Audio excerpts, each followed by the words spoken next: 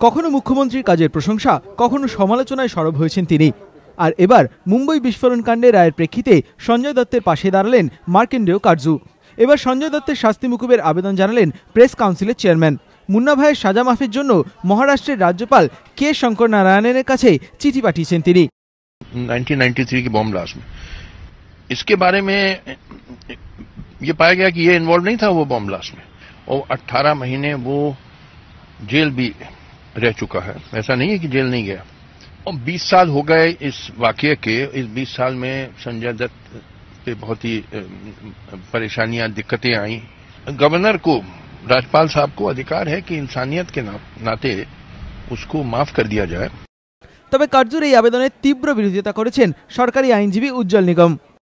क्या काजू साहब ने जो ग्राउंड्स बताए हैं, क्या उस ग्राउंड्स पर क्या कोई मुलजिम भी क्षमा मांगने की याचक पात्र हो सकता है? यही सवाल है। जहां तक मेरी व्यक्तिगत राय है कि ऐसे मामले में राज्यपाल या महामहिम ने कभी भी अपना विशेष अधिकार का उपयोग नहीं करना चाहिए। নিগমের সমালোচনায় পাল্টা উত্তর দিয়েছেন কারজুও। টুইটারে তিনি লিখেছেন, জনপ্রিয়তার মুখ চেয়ে কোনোদিনও কাজ করিনি। মানুষের অপ্রিয় হব জেনেও যা ভাবি সেটাই বলি। বিবেক যা বলে আমি তাই করি। কেন সঞ্জয়ের শাস্তি মুকুবের আবেদন জানিয়েছি, রাজ্যপালের কাছে দেওয়া চিঠিতেই তার কারণ ব্যাখ্যা করা হয়েছে। ফের তার পুনরাবৃত্তির কোনো প্রয়োজন নেই।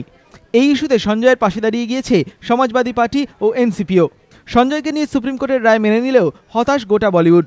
বৃহস্পতিবার রাতে তার বাড়িতে যান বিদ্যা বালান, রণবীর কাপুর, ফারহান আখতার, রাজকুমার হিরানি, বান্টিওয়ালিয়া সহ একাধিক বলিউড সেলিব্রিটিরা। সঞ্জয়ের পাশে রয়েছেন, জানিয়েছেন তারা সবাই।